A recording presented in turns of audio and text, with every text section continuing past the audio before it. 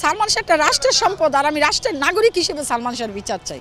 বিচার যদি না হয় তাহলে স্বামীরা মনে হয় আমাদের সালমান শাহকে যেভাবে হত্যা করছে এটা আপনি অনলাইনে দিয়ে দেন, স্বামীরা আমাদেরকেও এইভাবে হত্যা করে ফেলতে পারে। আমি যদি মারা যাই তাহলে আপনারা বুঝবেন স্বামীরাই খুন করছে, আজিজ মাহমুদ বাহাই বা স্বামীরা এদের হাত আছে। আমি মরে গেল যদি বিচারটা হয় তাহলে আমার মৃত্যুটা সার্থক, আর আমি মরে গেল যদি ধামাচাপা পড়ে যায় বিচারটা, তাহলে মনে হয় বাংলাদেশে বিচার বলতে আর কিছু নাই।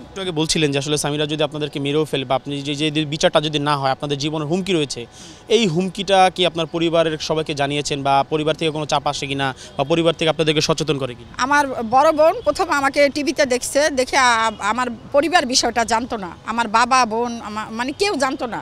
পরে আমার বাবাকে বলছে, বাবা গত শুক্রবার আগে শুক্রবার উনি ভাত খায় না, রাগ করে রয়েছে। এইটা আমি বলতেছি, এটা শুনলে ওনারা বলবে হ্যাঁ ঠিকই। তো আমি আসলে বাবাকে বুঝাইতেই পারতাছি না, আব্বা আমি কোনো আওয়ামী লীগ বিএনপি এগুলার কোনো আমার নিজের কোনো কেরিয়ারের জন্য এখানে আসি নাই।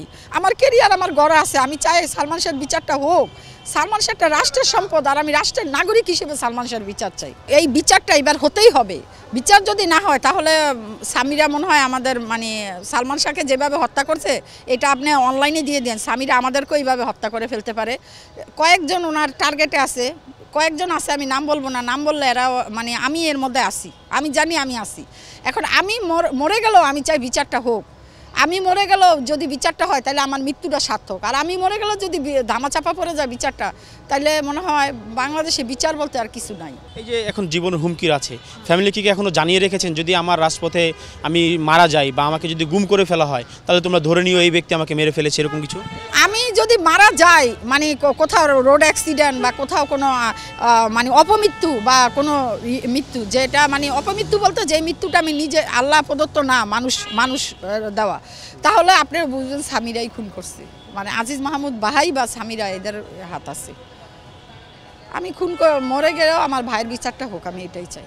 যারা আপনার মতন ভক্ত রয়েছে তাদের উদ্দেশ্যে কি বলতে চাই? তাদের উদ্দেশ্যে বলবো, আমরা দেখেন আমরা 17 বছর যাবত এই বিচার প্ল্যাটফর্মে আছি, অনলাইনে অফলাইনে রাজপথে মিছিল কাঁপানো সব জায়গায় আমাদেরকে দেখছে জনগণ।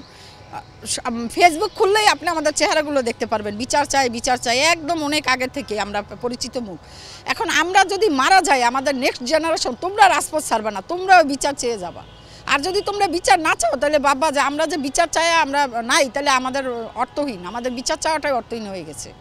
আপনারা চাচ্ছেন যে আসলে নিজের জীবনটা দিয়ে হলো বা আপনাদেরকে যদি কেউ মেরেও ফেলতে চায় তারপর আপনারা এই বিচার চান?